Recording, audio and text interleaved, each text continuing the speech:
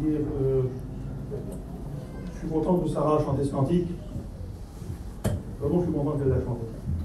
Je disais qu'à la fin des cantiques, j'ai perdu Cody pour qu'elle le chante. Donc je suis content. Ça prouve mon cœur que c'est bon. Je voudrais vous parler du bien-aimé ce matin. Amen. Alléluia. Béni Seigneur. À toi la gloire, Jésus. Notre bien-aimé, il a dit, dans Jean 14, que votre cœur ne se trouble point. Croyez en Dieu et croyez en moi. Il y a plusieurs demeures dans la maison de mon Père, et si cela n'était pas, je vous l'aurais dit. Je m'en vais vous préparer une place. Et lorsque cette place sera préparée, je reviendrai vous chercher. Est-ce que votre cœur ne bouille pas à l'intérieur quand vous entendez ces paroles? Quand vous entendez la voix du bien-aimé qu'il dit bientôt, je reviens. Je suis à la porte et je frappe. Gloire à Dieu. Et bientôt je reviens. On n'a pas besoin dans nos cœurs, mes frères et sœurs. On aime la parole de Dieu, on y est attaché. On est, Seigneur, je le crois et je le proclame, je le dis. Même pour celui au milieu de nous qui ne sait pas lire. Parce que notre peuple, faut pas oublier qui nous sommes. Nous ne sommes pas des grands érudits avec des grands cerveaux, avec, Seigneur, des grandes connaissances. Mais Jésus vit dans nos cœurs et il approuve en nous que ces paroles sont certaines et véritables. Nous n'avons pas besoin de théologie, nous n'avons pas besoin de pratiques ou de choses particulières. Nous avons besoin du bien-aimé qui soit une réalité dans nos vies. Amen. Que quand nous nous levons le matin, nous sachons que même si nous partons travailler, il est avec nous. Amen. Que quand nous nous couchons le soir, il vient et nous donne la sécurité dans notre demeure. Nous avons besoin du bien-aimé, de cette voix retentissante dans nos cœurs. Bientôt je viens vous chercher. Ne te trouble pas, chrétien, chrétienne. Ne te trouble pas, serviteur de Dieu qui est découragé. Ne te trouble pas, toi qui es au milieu de nous, pour qui tes enfants ne sont pas encore convertis, ou ton père ou ta mère n'est pas encore tourné vers Dieu, ou ton frère est rétrograde. Appuie-toi sur la voix du bien-aimé. Appuie-toi sur ces promesses qui sont certaines et véritables. Je reviens vous chercher. Je pensais ce matin sur ma chaise à ce message. Je ne veux pas apporter un message ce matin de tout mon cœur. Je le dis à mon Sauveur, Seigneur, anime mon cœur d'être dépourvu de vouloir apporter un message. Bénis mes frères et sœurs. Bénis mon cœur qui en a besoin. On est aujourd'hui, Seigneur, à la pointe de la connaissance. Aujourd'hui, on regarde autour de nous, on parle des chrétiens. Je me rappelle de ça il y a une quinzaine d'années à peu près. C'était pas comme aujourd'hui, on n'avait pas Internet aussi facilement, où les téléphones sortaient à peine. C'était si je ne me trompe pas, c'était en 2008. Et on a fait un repas vers Julot. Et pendant qu'on a fait ce repas vers Julot, il y a quelqu'un qui venait de se convertir. Et on parlait de choses, de choses qu'on connaissait. De choses qu'on avait regardées, que la parole de Dieu nous enseignait, mais dans la connaissance qu'on avait, dans la discussion qu'on avait, Julot, c'était déjà un homme qui servait le Seigneur depuis des années. Et puis, on a dit des mots à Clay comme ça. Et lui, avec sa simple connaissance, il venait de se tourner vers Dieu. Et il y a des choses qui ne lui ont pas convenu, lui. Il a regardé tout de suite sur Internet. Et il y avait des choses, c'était exactement ce qu'on disait, et des petites choses, il y avait une petite différence de rien. Mais déjà là, déjà à ce moment-là, la connaissance, c'était quelque chose, c'était tellement important que ça prenait la place de ce que l'Esprit voulait dire dans nos cœurs. La connaissance, c'est très important, mes frères et sœurs. Mais le détail, le point, le mot, le millimètre, Seigneur, excusez-moi de dire ça. C'est certainement que ce matin, il y en a qui vont repartir bénis de ce lieu. J'en crois de tout mon cœur. Vous avez déjà été bénis, c'est l'Esprit qui agit, qui bénit au milieu de nous. Certainement, certains seront bénis par la parole de Dieu. Je le crois, la parole de Dieu va convaincre, va bénir, va encourager, va relever, va ramener. Je le crois. Mais il y en a qui repartiront d'ici en disant « T'as vu ce qu'il a dit? C'est pas tout à fait comme ça que je le vois, moi. » Et on viendra discuter sur le point, sur le millimètre. Et c'est pas ce qu'on a besoin. On a besoin de s'attacher à ce que Jésus revient. Bien sûr qu'on a besoin de l'exactitude de la parole de Dieu. On est sur l'exactitude de la parole de Dieu, c'est sûr, c'est certain. Et pour cela, je vous dis ça, mes frères et sœurs chrétiens. Vous avez raison de sonder les Écritures. Vous avez raison d'aller en profondeur. Vous avez raison d'aimer la parole. Mais c'est tout ce qu'il y a autour qui ne me convient pas à moi. Excusez-moi de dire ces mots, hein, mes frères. Mais tout ce qui va autour. J'aime Julot, je prends en référence de ce matin, Julot. Et puis Joe, c'est les frères aujourd'hui, là, ils ont fait leurs études ensemble. Je pense que dans l'assemblée, avec les frères, excusez-moi, c'est les frères qui sont peut-être plus anciens. Je dis ça, il y a Dimine aussi qui est là. Ils ont fait leurs études il y a 25 ans maintenant. 26 ans peut-être. 96. 95, pardon. Donc ça fait déjà quelques années. Et Seigneur, si jamais demain, Julot, bon, je connais Julot, je connais mes frères, on travaille ensemble, c'est mon ancien, on travaille ensemble, mais on le fait encore de tout notre cœur. Mais on ne fait pas que travailler ensemble, on vit ensemble. Alléluia. On est heureux ensemble. On se fait du bien quand ça va mal. On se relève quand on a un genou à terre. Amen. On s'appuie les uns sur les autres. On n'est pas seulement là pour dire il est ancien, je suis plus jeune, il est plus vieux. On se respecte. On a de l'amour dans nos cœurs. Amen. Mais Dieu a établi dans l'Église des ministères. L'établissement dans l'Église des ministères, c'est très important parce que c'est ce que Dieu a confié à l'Église, c'est ce que Jésus a confié pour l'Église, pardon, pour l'édification de l'Église des ministères. On se repose les uns sur les autres. Seigneur, que Dieu nous garde de vouloir sortir de cela, de vouloir sortir du besoin de ce que Dieu a donné, de vouloir sortir, Seigneur, à cause de notre réflexion, de notre intelligence, propre intelligence, de vouloir sortir des choses qui sont véritablement spirituelles. Vous savez, je parlais avec un frère, il y a eu le séminaire en Espagne, il paraît que c'était merveilleux, on ne s'est pas pu aller, on organise le séminaire tout le temps, mais à cause de ma belle-mère s'est fait opérer, je n'ai pas pu partir là-bas. Le frère me disait, le frère a changé son message en cours de route, il avait apporté un message au départ très une merveille, mais le besoin n'était pas là, il a changé son message en cours de route. Seigneur, on n'a pas besoin d'un message. Je ne sais pas si vous arrivez à saisir ce que je dis. Il parlait des choses qui sont merveilleuses dans la parole de Dieu, qu'on a besoin de savoir, l'Apocalypse, les choses, le point, le détail. C'est bien, c'est merveilleux. Est-ce que tu as besoin, mon frère, ma soeur? Tu as besoin d'être heureux en Jésus. Tu as besoin d'être réconforté dans ton cœur pour quand ça va mal. Tu as besoin de savoir que dans des difficultés, il est là auprès de toi. Quand tu fermes tes yeux dans ta maison, dans ton camping, que tu places, Seigneur, avec simplicité, tu lui parles, que tu es capable de tout lui dire, parce que c'est ton bien-aimé. À notre bien-aimé, on est capable de tout dire, avec vérité de cœur, pas avec de l'artifice, mais avec la vérité. Pas la peine d'emballer le cadeau. Il connaît à l'intérieur, la Bible nous dit qu'il connaît les larmes qui coulent de nos yeux. Amen. Il connaît les cheveux qui tombent de notre tête. La parole n'est pas sur ta bouche, que déjà il la connaît. Cherche pas des mots particuliers. Dis-lui le besoin de ton cœur. Quand on est avec le bien-aimé, on peut s'attacher, s'approcher. Il est capable de te dire, c'est pas comme ça, mon frère. Il est capable de te dire, je t'aime. Tu es ma bien-aimée, parce que l'Église, c'est la bien-aimée de Christ. Il est capable de dire, tu es ma bien-aimée, mais c'est pas comme ça que je veux ma bien-aimée. Ma bien-aimée, la Bible nous le dit, il le dépeint dans le livre des Cantiques, elle est merveilleuse. Il donne tout un détail, une façon de faire, une façon d'être et une attitude de cœur de la véritable bien-aimée. Elle est, Seigneur, extraordinaire, l'Église, quand elle marche véritablement dans ce que Dieu lui a demandé. Mais il faut être réel et réaliste, mes frères et sœurs. Individuellement, à des moments, il n'y a pas des moments où tu te regardes dans le miroir et tu te dis, Seigneur, comment je voudrais être différent, comment je voudrais être plus proche de toi, comment ai-je pu négliger, Seigneur, tous ces bienfaits que tu m'as donnés, comment ai-je pu oublier que c'est toi qui soutiens ma demeure, comment ai-je pu oublier que c'est à toi que je dois rendre des comptes, comment ai-je pu oublier que c'est pas... Excusez-moi les frères, mais c'est pas aux frères que je dois rendre des comptes en priorité. C'est à toi. Et si je te rends des vrais comptes à toi, si je te rends véritablement des vrais comptes à toi, mon Seigneur, dans mes affaires, dans mon travail, dans ma famille, dans mes enfants, dans ma façon de me tenir, de m'habiller, de parler, de marcher, dans ma façon de prier, dans ma façon d'aimer, je rendrai des comptes à mes frères naturellement. On était vers un garçon là, quelques temps en arrière et on parlait de choses. Je ne veux pas rentrer dans aucun détail pour pas faire... Voilà, parce qu'on n'a pas besoin de détails de toute manière. Et puis l'attitude de cœur de cet homme, elle était dérangeante. Elle était dérangeante parce qu'il ne s'attachait pas à ce que Dieu donnait.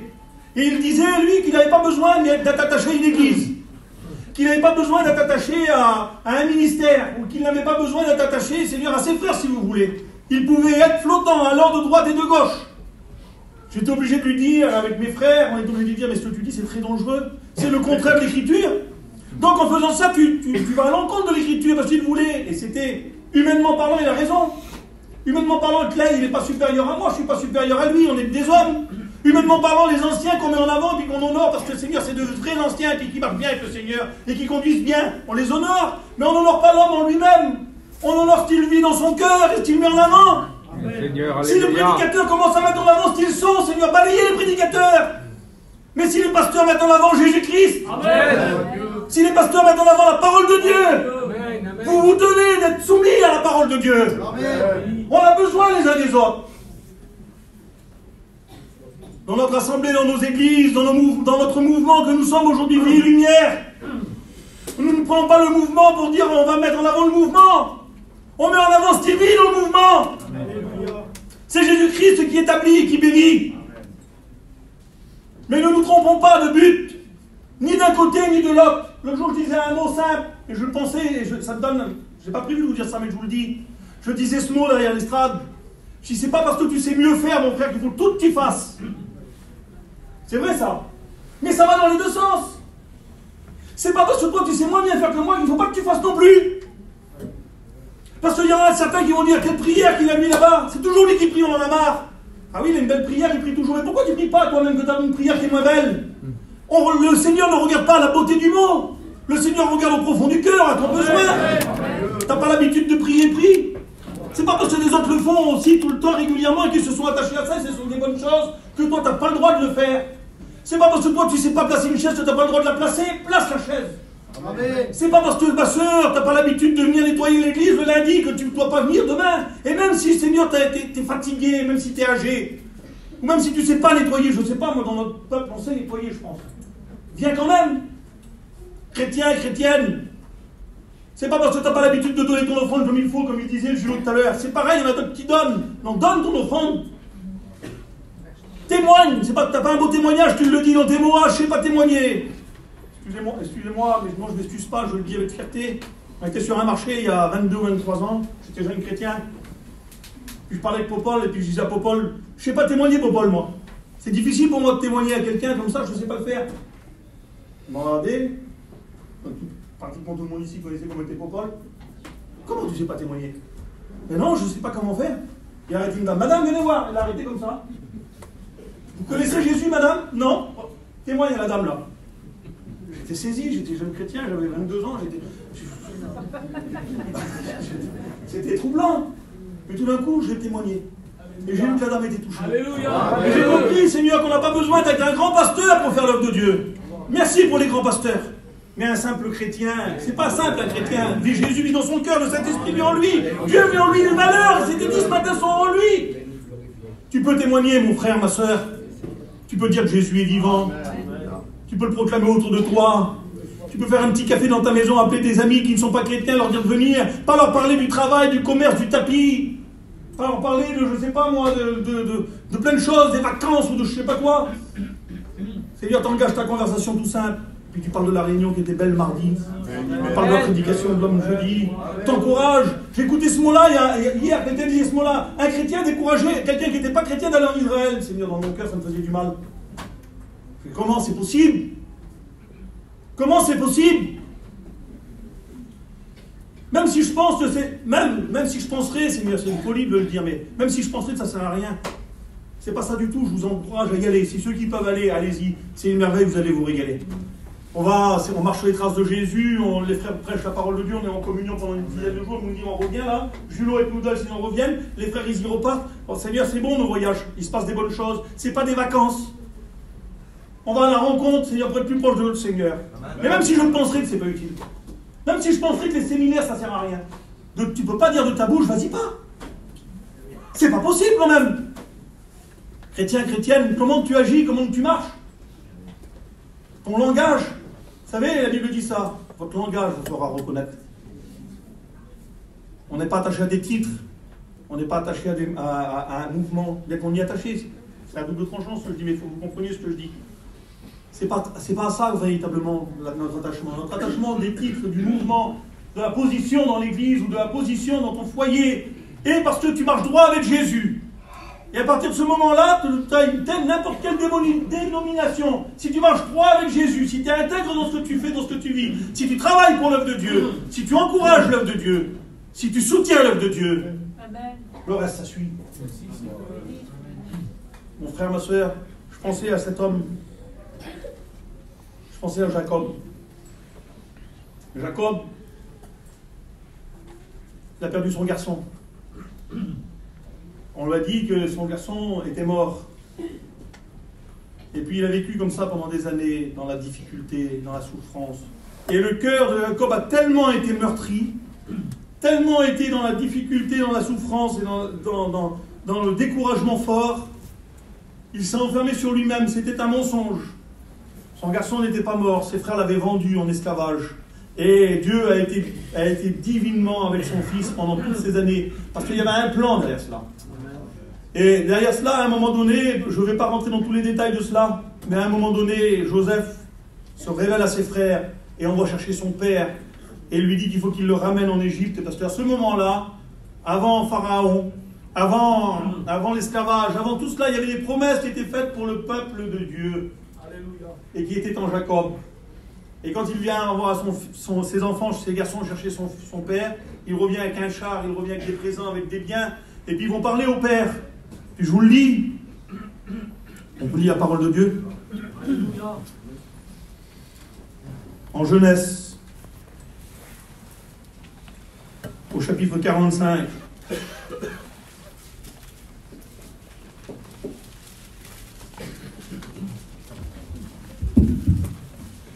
On va commencer à lire au verset 25. Ils remontèrent de l'Égypte et ils arrivèrent dans le pays de Canaan auprès de Jacob, leur père. Ils lui dirent, Joseph vit encore, et même c'est lui qui gouverne tout le pays d'Égypte. Mais le cœur de Jacob resta froid, parce qu'il ne les croyait pas. Le cœur de Jacob resta froid, parce qu'il ne les croyait pas. Vous savez, chrétiens, chrétiennes, les mêmes garçons qui viennent y annoncer que Jacob vit, c'est les mêmes garçons qui avaient livré le frère à la mort et qui l'avaient vendu en esclavage. On veut aller témoigner à nos familles, parler que Jésus est vivant et qu'il revient bientôt nous chercher. On dit qu'il est vivant et qu'il revient bientôt nous chercher. Mais quand nos amis nous regardent, nos frères, nos sœurs, nos parents, notre famille les plus proches, des fois ils ne nous croient pas. Parce que dans nos cœurs, nous ne sommes pas vrais. Nous avons besoin d'avoir un témoignage vrai et véritable. Nous n'avons pas besoin de dire que nous ne vivons pas pour la terre si nous y vivons. Remets-toi en question, rentre toi-même, repens-toi s'il y a besoin. Mais vis ce que tu dis. Sois un homme vrai, une femme vraie dans ta maison. T'as beau dire que tu n'es pas attaché à la terre, si tout le monde autour de toi le voit que tu es attaché, tu auras beau dire des belles paroles, ça ne portera pas la vie. Nous avons besoin d'être des hommes et des femmes vrais qui disent que Jésus est vivant. Dans ton foyer, s'il y a des rétrogrades, frères, sœurs, que tu marches dans le Seigneur depuis des années, que tu es fidèle, c'est pas de ta faute. C'est pas de ta faute. Les passions de la vie, les choses de la terre, des fois les découragements tellement profonds, des fois la séparation fait que les gens s'éloignent de Dieu. Ce n'est pas de ta faute. Mais si tu es un chrétien comme ces frères-là, si tu as marché n'importe comment, si tout ce que tu dis que ta bouche n'est pas vrai, si tu témoignes autour de toi et que tu fais du mal à ton frère qui est à côté de toi, à ta soeur, à ton père, à ta mère qui était chrétien et qui s'éloigne, tu as une partie de responsabilité. Il faut vivre ce que nous disons et ce que nous prêchons. Et il ne faut pas seulement vivre ce que nous prêchons, il faut vivre les réalités de la Bible. Je me refuse de ne pas prêcher quelque chose dans la parole de Dieu parce que je ne suis pas à la hauteur de le vivre. Je veux que mon cœur y soit, et même si aujourd'hui je ne suis pas ici, je veux y viser ici et je veux y arriver. Je veux que les gens autour de moi soient sauvés. Et je sais que c'est votre désir aussi à vous, chrétiens et chrétiennes. Le cœur de Jacob reste à froid sur les paroles de ses garçons. Mais, et je dis merci au Seigneur pour ça, ils leur apportèrent toutes les paroles que Joseph leur avait dites. Mais à un moment donné, Jacob va voir, lui, il vit les chars que Joseph avait envoyés pour le transporter. C'est alors que l'esprit de Jacob, leur père, se ranima. Il a vu les choses. De dire des choses, c'est bien, mais de les vivre, c'est mieux. Tu peux témoigner autour de toi que tu as la paix, mon frère, mais il ne faut pas le dire seulement, il faut le vivre. C'est à ce moment-là que les choses dans le cœur de ta famille prendront vie. C'est qu'à ce moment-là que quand tu témoigneras, ça touchera les cœurs. C'est à ce moment-là que quand je prêcherai, ça transpercera les âmes. Je ne peux pas m'arrêter seulement à le dire. Il faut que je le vive. L'esprit de Jacob se ranima et puis il va dire ces mots. Seigneur, je pensais à... Excusez-moi, je le prends en exemple. Je ne veux pas le gêner ce matin, mais... Il y a un frère qui s'est converti il y a quelques jours, là, en arrière, et il s'est donné à Dieu. Il a rencontré le Seigneur dans une réunion, il ne voulait pas y venir dans la réunion. Je ne devance pas, je ne dis pas qui c'est, il témoignera certainement dans pas longtemps quand il s'engagera. Il ne voulait pas y venir dans la réunion, mais il y est venu. Et puis son cœur a été touché, puis il s'est converti, il est converti né de nouveau. Merci Seigneur. Mais je pensais à son épouse, avec des difficultés, avec des problèmes, avec les genoux à terre, ça n'a pas toujours été la meilleure. Mais elle s'est tenue à un but. Elle a vécu, elle a élevé les enfants d'une manière, elle a voulu marcher d'une façon, elle a pris en garde, souvent elle venait nous voir, je ne sais pas comment faire avec lui, comment il faut que je fasse ça. Elle prenait des conseils et elle s'y tenait. Aujourd'hui, le résultat, je le dis, elle a participé au salut de son mari. Quelle grâce dans son cœur. Quelle bonté dans son cœur de savoir qu'elle a été participante véritablement. Dieu a tant aimé le monde qu'il a donné son Fils unique afin que quiconque croit en lui ne périsse point, mais qu'il ait la vie éternelle. Il y a des personnes dans ta famille qui se tourneront certainement vers Dieu, pas de ta faute, mon frère, ma soeur. Mais quelle grâce de savoir que quand Dieu approuve les voies d'un homme, la Bible nous dit, il dispose même favorablement à son égard son ennemi. Et la prière du juste a une grande efficace devant Dieu, la Bible nous dit. Quelle grâce de savoir que quand tu te passes dans ton camping, avec des mots simples dans ta maison, que tu sois assis à genoux, rampant s'il faut, au plus bas s'il faut, avec des larmes qui coulent des fois, avec l'incompréhension dans ton cœur, mais que tu tournes vers ton Sauveur. Et que tu sais parce que tu es resté juste dans les choses, malgré que tu es persécuté, malgré que tu passes des moments durs, malgré que tu ne vois pas les choses bouger autour de toi. Dieu ne t'a pas demandé à voir, il t'a demandé à croire. Malgré que dans ton cœur, il y a ces choses qui sont là et que c'est difficile. Mais quelle grâce! Mets-toi-le dans ton cœur, mon frère, ma soeur, rentre-le dans ton âme. Rentre-le à l'intérieur de toi, serre-le dans ton cœur. Ne le laisse pas partir, cette promesse de Dieu. Dieu approuve les voies du juste. Seigneur, si tu es juste en Dieu, même que c'est dur, même que tu es persécuté, même qu'il y a de la difficulté, Dieu écoute ta prière. Elle a du poids, la prière d'un juste. Et la prière d'un juste, quand elle monte au ciel, elle fait bouger le bras de Dieu. Amen. Bien sûr qu'il y a des personnes qui se tourneront vers Dieu, malgré que tu n'y as pas participé, que tu ne le mérites pas, malgré que tu n'es pas un bon chrétien, mon frère, ma soeur. Mais pour ceux qui marchent bien en Dieu, laisse-moi te dire que Dieu agit puissamment. Amen. Ne te dis pas que ça ne sert à rien que tu continues à prier. Continue à prier. Même que tu en ailles les joues en sang s'il faut pour ton mari, pour ta femme, pour tes enfants. Ça vaut le coup. Ils sont perdus si Jésus revient. Ça vaut le coup de se donner. Ça vaut le coup de dire non au péché. Ça vaut le coup de résister. Ça vaut le coup de ne pas se laisser aller. Ça vaut le coup de se remettre en question. Seigneur, ne soyons pas des orgueilleux, des orgueilleuses. Jésus revient, il l'a dit. Que votre cœur ne se trouble point. Nous vivons des temps troublés. Nous vivons des temps difficiles. Mais ne perdons pas d'objectif que Jésus revient, il est à la porte. Amen. Il revient nous chercher et la Bible nous dit cela, Seigneur. Ce n'est pas un ciel pour dire d'être simplement, j'aime bien le dire quand je prêche. Le ciel, ce n'est pas des nuages blancs, la solitude et puis vous savez, la facilité. Le ciel, c'est Dieu sera lui-même ma lumière. Amen, amen. Le ciel, c'est il essuiera toute larme de mes yeux. Amen. Je serai tous les jours avec lui. Je le louerai pour l'éternité. Il enlèvera tout deuil, toute maladie, toute infirmité de corps. Je disais ça l'autre jour dans notre sœur, la Béline. Je dis, Béline, bientôt le Seigneur, il revient nous chercher. Ton infirmité, ta chaise roulante. Ton lit, tu ne peux plus te lever, tu ne peux plus aller à ta réunion, il faut que tes frères t'amènent ton culte. Et bien, me le disait, j'ai été la porte dans ma famille. Puis je le disais avec mes frères, on était là, je dis, c'est vrai les frères. Ça a été la porte dans sa famille et ça l'est encore. Et encore parce qu'elle a ouvert la porte il y a plus de 30 ans dans son infirmité. C'est une femme, pour ceux qui ne le savent pas, qui est en fauteuil roulant et qui ne peut plus bouger, qui a une maladie dégénératrice, on dit cela. Et aujourd'hui, elle ne peut même plus venir à sa réunion. Mais Seigneur, quel témoignage elle a. Quel témoignage elle a. Quand tu montes dans le camping, tu es là pour y amener son culte, tu veux lui faire du bien, tu repars, tu es bouleversé, toi. Parce que Seigneur, elle t'encourage. Elle a le sourire sur son visage. Elle me disait, ça fait 30 ans, moi, un peu plus de 30 ans, que j'ai ouvert la porte, et c'est vrai. Et ils sont tous venus maintenant. Il ne me reste plus que mon frère. Et elle disait avec ses mots à lui, je ne le dirai pas, je ne peux pas le dire. Avec ses mots à elle disait qu'il l'énervait, quoi. Et puis elle disait, il va venir. Mais je dis, t'en fais pas, il va venir. Et puis elle disait, tu sais, elle dit toujours le sourire. Alléluia. Toujours le sourire. Tu sais, toujours leur dire que Jésus revient. Et toujours le sourire. Et je prie pour vous, pour les serviteurs, pour que vous ayez des bons messages. Amen. Je prie pour vos foyers. Je ne peux pas venir. Mais alors, Seigneur, je suis une porte. Alléluia. Mais quelle vérité. J'étais là dans le camping, le jour, j'étais bouleversé dans mon cœur. J'avais besoin d'entendre les mots qu'elle disait. J'avais besoin de savoir, Seigneur, qu'il y a des hommes, des femmes qui aiment l'œuvre de Dieu plus que tout. Ne soyons pas des hommes, des femmes qui restent enfermés dans une religion, renfermés dans une façon de faire religieuse. Le mardi, le jeudi, le dimanche, quelques minutes le matin, quelques minutes le soir. On fait attention à quelques mots qu'on ne dit pas, et on fait attention à quelque chose qu'on ne fait pas, c'est religieux. Mais c'est pas cela la vérité. La vérité, c'est le vivre véritablement. J'ai pas besoin, écoutez, quand j'ai soif, j'ai pas besoin de penser, j'ai soif, je prends la bouteille d'eau, c'est ce que je fais maintenant d'ailleurs, je l'ouvre et je bois. J'ai pas besoin de réfléchir, ah, faut que je boive, c'est important. Ah, parce qu'il y a des oligo-éléments, il y a des... Non, je bois.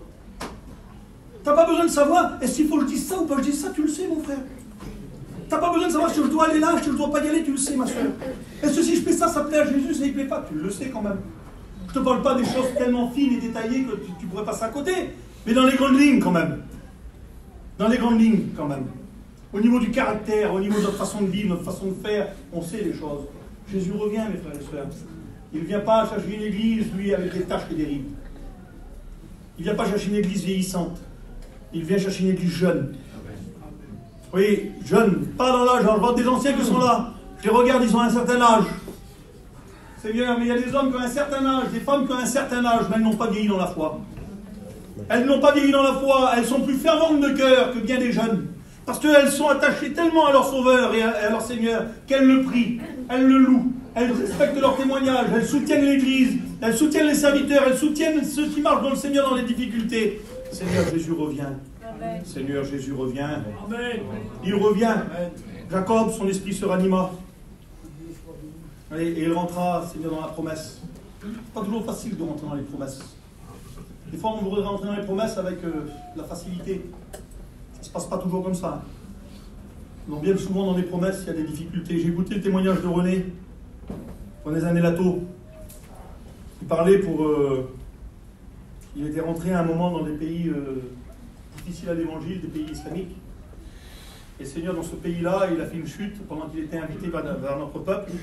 Des gens qui étaient aussi de la religion, dans la religion musulmane. Et puis il est tombé en arrière et il s'est blessé.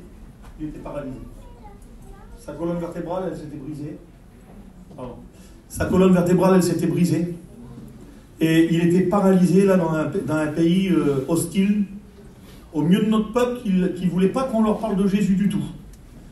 Il avait dit, écoute, tu es ici, alors ils avaient fait une grande fête parce que quelqu'un du milieu de notre peuple était allé vers eux, leur annoncer qu'il y avait des autres gitans dans le monde entier.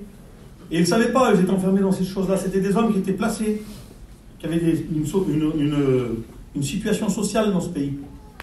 Et c'était l'Iran, c'est pas non plus le pays le plus facile à l'évangile. Hein. Si on parle de l'Iran, c'est les pays les plus durs qu'il peut y avoir par rapport à l'évangile. Et il était là-bas en train d'essayer d'annoncer le message. Pendant qu'il essayait d'annoncer le message, il n'a pas pu.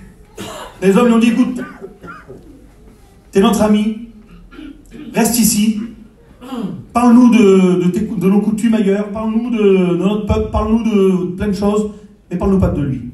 On ne veut pas entendre parler de Jésus. Si tu veux rester avec nous, reste. Ils ont fait une fête, ça a duré plusieurs jours, c'était merveilleux. Il dit, humainement parlant, c'était trop beau.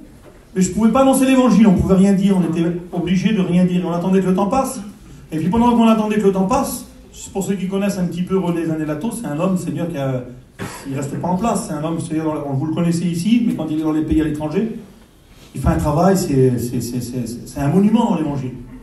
Et puis il était là-bas, et pendant qu'il était là-bas, il a filmé, il n'a pas fait attention, il a reculé, et il est tombé en arrière dans une cave, et il s'est brisé la colonne vertébrale.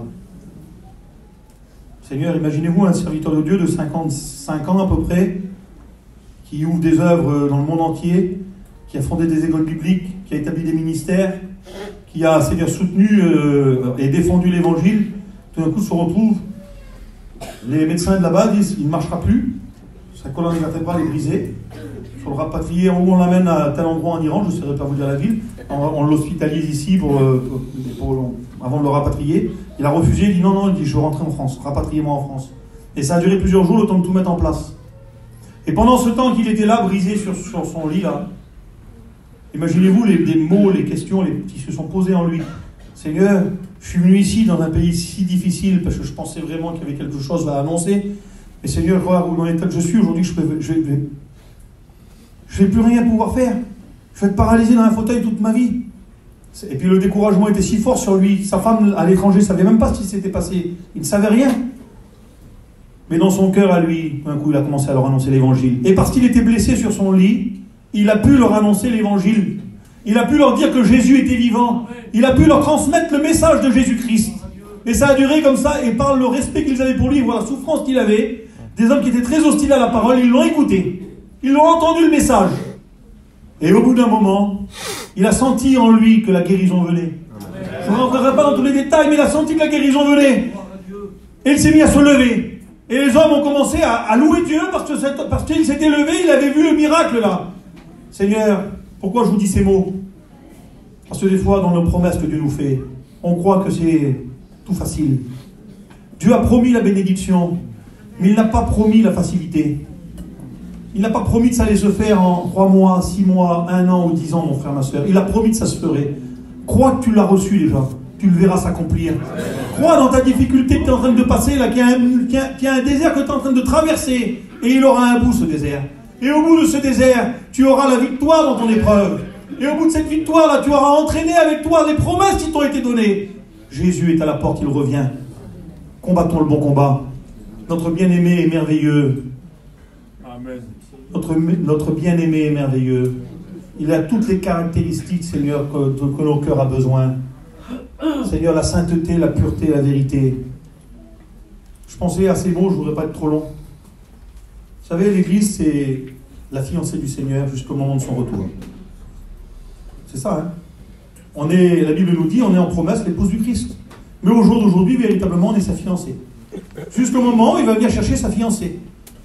Et il ne vient pas la chercher, comme je vous disais, sans taches, avec des taches, et avec des rides. Imaginez-vous les jeunes mariés qui se marient au milieu de nous. Nos coutumes sont celles-ci, vous le savez, hein, pour la plupart.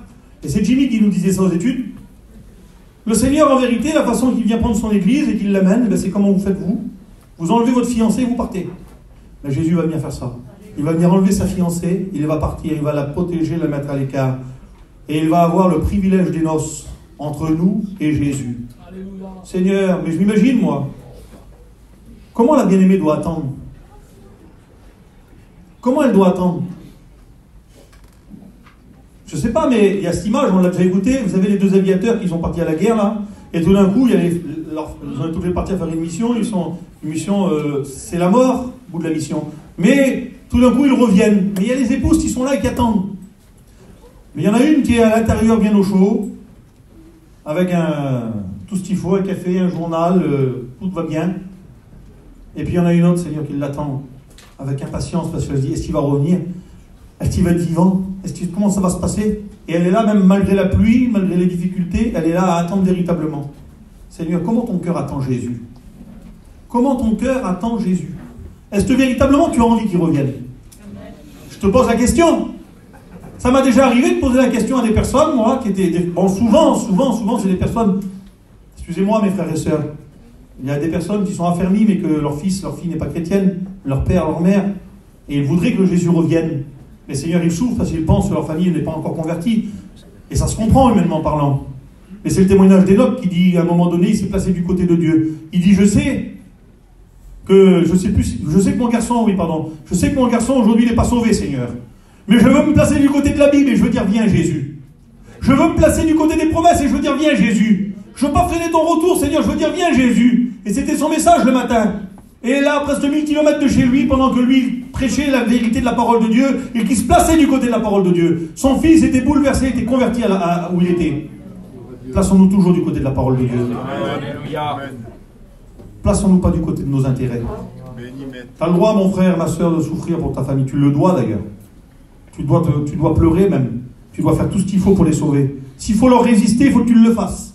S'il faut, Seigneur, manger la terre, il faut que tu la manges. S'il faut, Seigneur, se mettre à plat ventre, il faut le faire. Pour ceux qui ne connaissent pas Jésus, tu te dois d'agir. Et de la façon qu'il le faut. Prends des conseils auprès de tes serviteurs.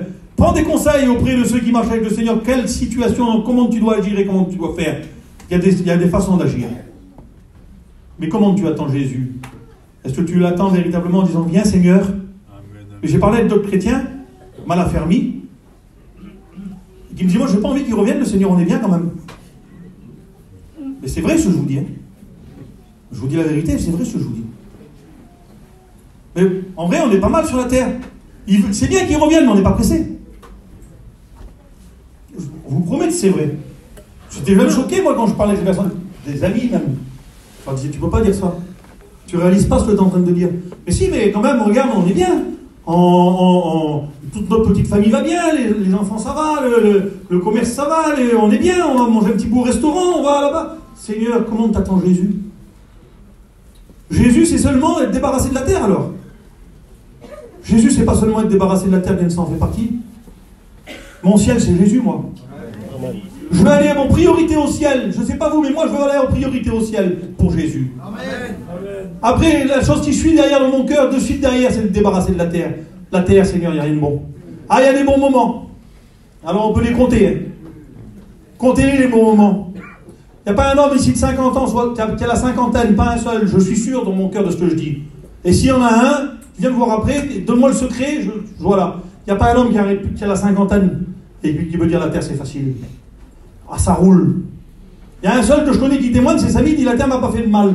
Mais malgré que la terre n'a pas fait de mal, je suis sûr avec le constat des choses, il y a plus de moments où c'est la difficulté que les moments où il y a la joie. Et c'est pas plus beau quand tout va bien, tout est autour de toi, ta petite famille ça roule, que c'est bien. C'est beau, c'est bien. Mais les difficultés sont là. Excuse-moi, quand j'allume la télévision, moi. Quand j'allume la télévision, je vois pas les informations, dis donc. C'est bizarre, hein. Ma petite joie, elle disait, c'est bien d'allumer la télé, tu vois les informations. Je dis, j'ai pas besoin. Jésus revient, je le sais. Les informations que je cherche, que ça aille un peu plus vite, un peu moins vite, ça ne changera pas ma vie. Moi, Jésus revient, ça me suffit. Mais quand je regarde la moralité aujourd'hui, et que mes enfants, ils évoluent dans cette moralité-là, ça me fait du mal. Quand je regarde, moi, l'attitude de les petits, je m'occupe des jeunes avec mes frères, on est une équipe, on s'occupe des jeunes. Quand je regarde certains jeunes qui rentrent dans la salle, comment ils sont habillés, et je comprends, moi, avec ma petit peu d'intelligence que j'ai, je comprends que c'est l'influence qu'ils ont eue des choses de la terre. C'est pas l'influence des parents, là. Quand ta fille, elle rentre... Seigneur, excusez-moi, mes sœurs, excusez-moi, mes frères, de dire ce que je vais vous dire maintenant, mais je me dois de vous le dire. Quand t'as ta fille qui rentre, et puis que, Seigneur, excusez-moi, elle est habillée trop court. Ça peut pas te plaire, mère, père, quand même. C'est pas possible que ça te plaise. C'est pas possible que tu te dises, je suis une chrétienne, je suis un chrétien, et ma petite, elle s'habille trop court. Elle a 15 ans, 16 ans, tu dis, c'est ton petit bébé. Pour toi, c'est ton petit bébé. Mais c'est pas possible que tu aies envie de ça. Si tu as peut-être trop de faiblesse pour pouvoir dire non, reprends-toi. C'est toi qui dois élever l'enfant, pas l'enfant qui doit t'élever. C'est toi qui dois donner la norme, mais pas le contraire. Quand tu vois ton garçon qui arrive, qui est habillé d'une façon... Excusez-moi de dire ces mots-là. Pardonnez-moi, vous me tuerez si vous voulez, on va dire comme ça. Quand ton garçon qui arrive chez toi, puis qui est habillé comme une fille pratiquement. C'est pas normal que tu aimes ça. C'est pas normal que tu le laisses faire. Et c'est pas seulement parce que c'est nos mœurs de gitans, là, que je parle, là. Parce qu'aujourd'hui, dans nos mœurs de gitans, elles sont bien frappées, nos mœurs, hein. Excusez-moi de dire ce que je vous dis, là, mais c'est vrai. Nos mœurs, elles ont bien été bouleversées. Nos mœurs, elles ont bien été tournées, chahutées. Et puis maintenant, aujourd'hui, vous savez, on appelle ça le retour de balancier. Vers nous, on serre les choses. Et puis dès qu'on les laisse aller, après, c'est là, ça, à tout va. Mais là, c'est l'évangile que je vous parle, moi. Amen. C'est la Bible. Bien sûr, c'est la Bible, Julot. Tu as raison de le préciser. Quand je dis c'est l'évangile, c'est la Bible. C'est la Bible qui nous enseigne ces choses-là. C'est la Bible qui dit que la femme, la jeune fille doit être habillée d'une façon modeste, chaste et réservée, afin de ne pas attirer les regards. C'est la Bible qui me dit qu'un homme ne doit pas porter un vêtement de femme, et la femme ne doit pas porter un vêtement d'homme. C'est la Bible qui me le dit. Moi, quand je vois, si je mets, moi, ça m'est déjà arrivé. Audrey qui est là, elle élève des filles, hein, c'est pas moi qui les élève. Moi, je suis là pour sanctionner. Et je suis là pour parler quand il faut le faire. Mais c'est pas moi qui va acheter des habits pour mes petites. Hein. Vous comprenez ça? Moi, j'ai 4 filles. Par la grâce de Dieu, ils sont tous chrétiennes. Amen. Par la grâce de Dieu, je sais que c'est une grâce, mes frères et sœurs. Et je remercierai jamais assez mon Seigneur pour ça. Amen. Mais je vous le dis de tout mon cœur, on y travaille. Je sais que dans ma famille, mes sœurs, elles travaillent à élever leurs enfants d'une façon qui plaît à Dieu. Je le sais, ça. Mais je vous dis franchement, c'est une fierté dans mon cœur. Des fois, elle me dit, Audrey, ma petite, elle n'est pas là. Elle avait un âge satine. Vous connaissez la satine, elle chante dans l'église. Elle a un petit foyer chrétien, aujourd'hui elle est mariée. Elle rentrait dans le camping, elle ouvrait les placards, Audrey. Elle prenait les habits, elle les jetait. Pourquoi alors? Ma fille, je veux pas que tu portes le legging, ça va pas. Je veux pas que tu portes l'habit, là, ça va pas. Je veux pas que tu mettes ça. Et alors la petite, elle se mettait à bout. Elle se mettait à bout, je vous dis la vérité, elle se mettait à bout. Oui, mais elle a fait d'une façon. Ben, je ne sais pas moi si c'est que ça qui a joué. Mais quand tu regardes Satine, c'est une chrétienne. Quand tu regardes Cody rentrer dans l'église, c'est une chrétienne. Quand tu regardes Maëlie, là, quand tu regardes ma Messie, ils peuvent se lever ce matin. Tiens, levez-vous mes filles. Levez-vous mes filles. Ben, excusez-moi, mais levez-vous. Regardez-les, ils sont là dans l'église. Ils ont leurs petits foulards, ils ont leurs petits habits, c'est des chrétiennes. Je le dis avec fierté, non? Je peux le faire, j'ai le droit de le faire. Tu as le droit de te crâner de tes enfants s'ils marchent bien avec Jésus-Christ. Thomas, ça n'empêche pas qu'il y a des problèmes dans leur cœur, qu'il y a des difficultés, qu'il y a de la maladie, qu'il y a des souffrances. Ça n'empêche pas qu'il y a des pleurs des fois, qu'il y a de l'incompréhension. Ça n'empêche pas tout ça. Mais on veut rendre gloire à Jésus. On veut rendre gloire à Dieu. Je veux attendre Jésus, moi, et que quand il vient chercher son église, il puisse dire, Seigneur, pardonne-moi, Seigneur, si je n'ai pas toujours été à la hauteur. Et ça, je vous le dis de mon cœur ce matin. J'étais dans ma maison hier soir, il était 3h du matin, je priais le Seigneur, j'ai demandé pardon.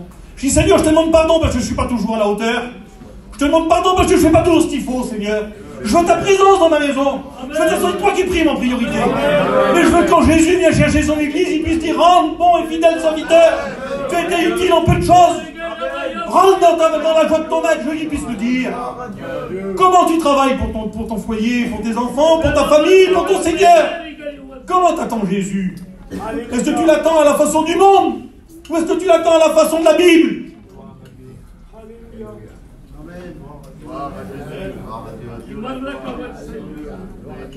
Il faut qu'on soit remplis de cette pensée dans nos cœurs. Jésus ne vient pas chercher une religion. Il ne vient pas chercher des murs. Il ne vient pas chercher un mouvement. Il vient chercher son église. Il vient chercher son épouse. Sans tache, sans ride. Et si mon frère, ma soeur, il y a eu des choses qui n'ont pas été dans ta vie jusqu'à aujourd'hui, nous sommes encore dans le aujourd'hui de Dieu. Il y a encore possibilité pour toi de repentance. Il y a encore possibilité pour toi de restauration. Il y a encore possibilité pour toi de marcher droitement en Jésus-Christ. Il y a encore de l'espoir en Jésus. Jésus a tant aimé qu'il s'est donné lui. Il s'est livré lui-même. C'est ses mains. Excusez-moi, mon Seigneur, excuse-moi, mon Jésus, de dire ce que je vais dire. C'est ses mains qui ont été percées à la croix. C'est ses pieds qui ont été percés. C'est sur sa tête qu'on a posé une couronne d'épines. C'est son côté qui a été transpercé. C'est son dos qui a été labouré. C'est sa barbe qui a été arrachée. Excusez-moi de dire ces mots, c'est sur lui qu'on a craché. Afin que toi, tu sois digne. Lui, il méritait la gloire et l'honneur. Le monde l'a défiguré. Oui. Mais, en faisant cela, lui, il a purifié son église. Amen. Il a établi, il a donné ce qu'il y avait de meilleur, le salut pour l'humanité. Pour quiconque croit en lui. Quiconque. Seigneur, tu as le droit, chrétien et chrétienne, de marcher fidèlement en Jésus-Christ. Tu as le droit d'aimer les gens autour de toi. Tu as le droit d'être agréable. Vous savez, le monde aujourd'hui, je termine par ces mots. Peut-être. Le monde aujourd'hui, il est dur. Je ne sais pas ce que vous en pensez, vous. Non, William, tu ne penses pas qu'il est dur, le monde? C'est dur, hein? Les gens sont agressifs. C'est vrai ou pas? On roule, les gens, ils sont impolis, excusez-moi de vous dire ces mots. Ils sont agressifs, ils sont méchants. Il y a une attitude d'agitation qui est là. Il y a une attitude de ras-le-bol, excusez-moi, je ne sais pas comment dire différemment, mais il y a une attitude de... Vraiment, le péché bat son comble, et au plus haut point. Les gens, ils ne trouvent pas leur compte dans cela. Mais les mœurs sont tellement changées, ont tellement été chahutées, qu'ils les acceptent, et ils veulent le faire accepter à tout le monde, mais ça les agite aussi à eux. Ça aussi, ça remue à l'intérieur, parce qu'on sait que c'est pas normal, parce qu'on a quand même une conscience. Nous, en Jésus-Christ, on a le Saint-Esprit qui nous reprend, qui agit, qui nous dit que ça ne correspond pas. Mais le monde, il a une conscience. Hein. Le monde, il sait ce qui se fait, ce qui ne se fait pas. Mais c'est-à-dire ceux qui dirigent aujourd'hui veulent tellement nous faire avaler que tout est normal. Tout ce qu'on voit à la télévision, faites attention, entre guillemets, maman. Faites attention à ce que vos enfants regardent à la télévision. Faites attention aux séries qu'ils regardent sur Netflix. Faites attention aux dessins animés que vous mettez pour les petits. Faites attention à ce qu'il en est dans les dessins animés. Regardez les contenus de vos petits. Regardez qu'est-ce qu'ils regardent, qu'est-ce qu'ils écoutent. Mets-leur pas une tablette dans la réunion, là, des fois, ils regardent des choses qui sont, Seigneur, impures. Excusez-moi de vous dire les mots, mais c'est la vérité. Faites attention à ce que vous faites. Vous avez une responsabilité et un devoir. Ne croyez pas qu'en tout leur donnant, ils vous aimeront plus et que vous serez plus des meilleurs parents. Au contraire, la Bible ne nous enseigne pas ça. La Bible nous enseigne, si ton fils ou ta fille ne marche pas droit, prends le bâton, reprends-le. L'autorité, elle vient du père et de la mère, elle ne vient pas des enfants, excusez-moi. Mais vous devez faire attention à ce que vous faites. Est-ce que vous laissez faire à vos enfants? Est-ce que vous laissez regarder? Amen. Vous devez faire attention quand ton fils il vient te demander, père de famille, quand ton garçon de 16 ans, 17 ans, 18 ans vient te demander des sous pour aller le soir se promener. Fais attention où il va. Fais attention à quelle heure il rentre. Regarde dans quel état il est quand il revient. La drogue aujourd'hui c'est de partout. L'impureté c'est de partout. Tu dis, un chrétien me disait ça il y a quelques années en arrière. Alors là je le reprends encore plus sévèrement. Obligatoire. Ah il dit mon petit, je voudrais pas qu'il se convertisse maintenant. Ah je voudrais qu'il aille un peu dans le monde, qu'il profite un peu, qu'il connaisse un petit peu. Fou, tu es fou. Tu penses ça dans ton cœur, c'est de la folie. Tu veux que ton fils se perde? Tu veux que ton fils, ta fille se drogue? C'est de la folie de penser ça. C'est de la folie de penser ça. Mais qui a pu corrompre ton entendement à tel point? Qui c'est qui a pu venir toucher tes pensées? Qui c'est qui a pu venir te faire croire que c'était bien? Qui c'est qui a pu venir te faire dire qu'il fallait qu'il fasse comme tout le monde? Qu'il fallait dire aux gens du dehors? Qui c'est qui t'a mis ça dans ton cœur? Mais c'est le diable qui met ces choses dans le cœur, c'est pas Jésus. L'ennemi, lui, il vient, lui, sous une apparence, il n'a pas des cornes, l'ennemi, lui. Il vient pas, lui, avec des flammes. L'ennemi, il vient sous l'apparence de quelque chose d'agréable. Un petit oiseau, c'est agréable. Il vient, un ange merveilleux. C'est ce qu'il était, Satan. Il vient sous l'apparence de choses. Il était dans le ciel. Satan était le chef de la chorale. C'était quand même pas rien. Il vient avec la musique aujourd'hui. Elle est agréable, écoutez, ah, quelle belle mélodie. Moi, je suis musicien, j'aime bien la musique. Qu'est-ce que c'est les paroles qu'il écoute, ton petit, là? T'as réfléchi un peu, c'est quoi? J'écoutais des musiques l'autre jour, en français. C'est pas possible qu'on me laisse écouter ça à nos petits. Des mots, je dis, c'est pas possible, les mots qu'ils disent, là. Et je me suis même des musiques quand j'étais jeune, j'ai dit, qu'est-ce qu'on écoutait? Et puis des mots en anglais après. Puis des fois, les paroles sont d'une façon, puis de temps en temps, je regarde, ça veut dire quoi les paroles qu'elles disent, la femme, là? Ou l'homme, ça veut dire quoi, là? Ben, c'est un drame. L'autre jour, un petit chrétien, il a monté sur l'estrade au rallye de jeunesse, là, fils de pasteur. Je ne le dis pas pour dire mal sur le pasteur, parce qu'il ne le sait pas, lui, évidemment. Je ne le dis pas pour dire mal sur le petit, parce que c'est un bon petit chrétien. Il avait une étiquette, là, marquée dessus, en anglais. Il est monté en haut, il a témoigné, le petit, il a chanté un cantique, trop beau, c'est tout. Il a marqué Satan, roi des ténèbres.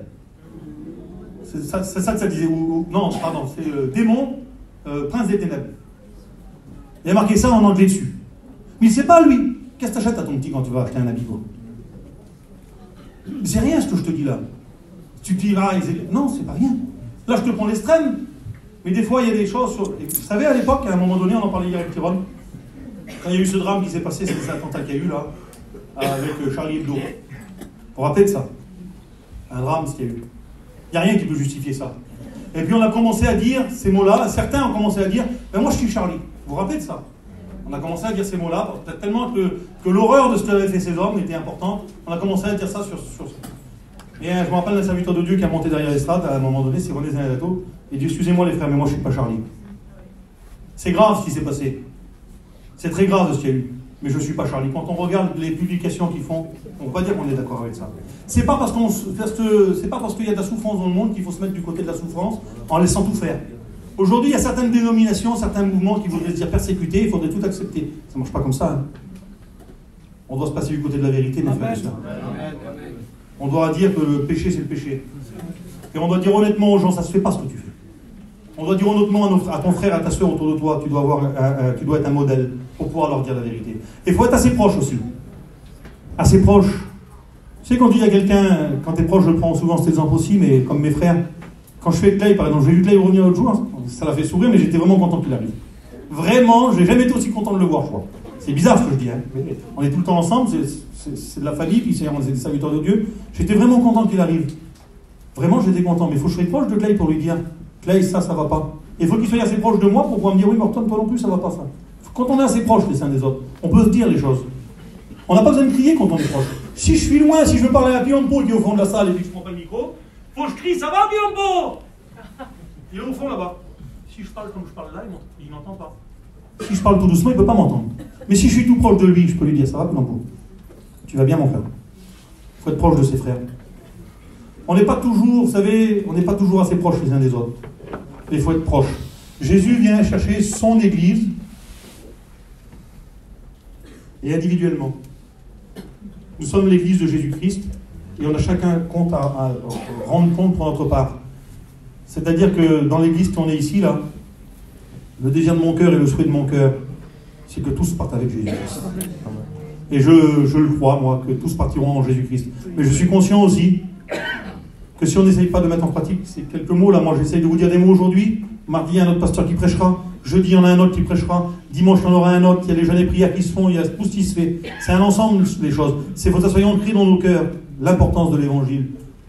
Mais je suis conscient qu'il y en a ici qui se proclament chrétiens. Et si Jésus revient, je ne sais pas s'ils partent. Je suis même conscient, alors je ne peux pas dire sur lui ou lui, mais si je serais sûr d'une personne qui ne part pas, ben Seigneur, je ne sais pas, je ne fais pas la guerre, mais je m'attache à lui matin au soir, comprenez bien, pour qu'il puisse arriver à se tourner vers Jésus et puis véritablement être sauvé. Mais je suis conscient qu'au milieu de nous, il y en a certainement qui ne partiront pas. Parce que le salut, ça vient de Dieu. C'est lui qui le donne, c'est gratuit. Ça s'appelle la grâce. Mais rester dans le salut, ça coûte. Rester dans le salut, ça demande, Seigneur, des efforts. Rester dans le salut, c'est ce que la Bible nous dit, sans la sanctification, nul ne verra Dieu. C'est marqué dans le livre aux Hébreux. Ça veut dire quoi? Ben, ça veut dire qu'il faut, la sanctification, c'est se mettre à part. Nous avons été sanctifiés par Dieu, il nous a mis à part. C'est Dieu qui a pris et qui a mis son Église à part en donnant son Fils à la croix, mort et ressuscité pour nous, tous ceux qui le confessent et qui l'acceptent comme Seigneur et Maître, qui demandent pardon pour son péché, est mis à part. Et nous avons été sanctifiés une fois pour toutes. Mais après, rester à part, se mettre à part soi-même, ça existe aussi. Refuser les choses de la terre, ça existe aussi. Refuser le péché, ça existe aussi. Demander pardon quand on a mal agi, ça existe aussi. Moi, ce matin, je vous le dis de tout mon cœur, il n'y a pas un jour qu'il ne faut pas que je demande pardon. J'en suis conscient. Et même si je me mets le soir avant de dormir, et puis que des fois, je pense avoir rien fait de mal, parce que je ne me lève pas le matin en disant j'ai fait quelque chose de mal, comprenez bien. Je sais que j'essaye, comme mes frères serviteurs, comme les chrétiens que vous êtes, on essaye de vivre dans la sainteté. Mais malgré tout, mon caractère, ma façon d'être, ma façon de parler, ma façon de marcher, ma façon de faire, je sais que je ne suis pas parfait, il n'y a que Jésus qui est parfait. J'ai besoin de me sanctifier tous les jours. J'ai besoin tous les jours de m'approcher du trône de la grâce et de dire Seigneur, merci pour mon salut. Pardon s'il y a des choses qui ne te plaisent pas. J'ai besoin de te mettre à l'honneur, Seigneur. Pardon si je ne le fais pas assez. Seigneur, je veux rester dans la sainteté. Je ne veux pas paraître ce que je ne suis pas, mais je veux être ce que tu veux que je sois. Seigneur, on a besoin de Jésus. On voudrait qu'on prie le Seigneur. Jésus revient. Il l'a promis, il a tout fait pour. Il est à la porte, mes frères et sœurs. Ce matin, déchire ton cœur. Rentre en toi-même. Approche-toi du trône de la grâce avec assurance, mon frère. Viens prendre ta part qui te revient. À toi la gloire, Jésus.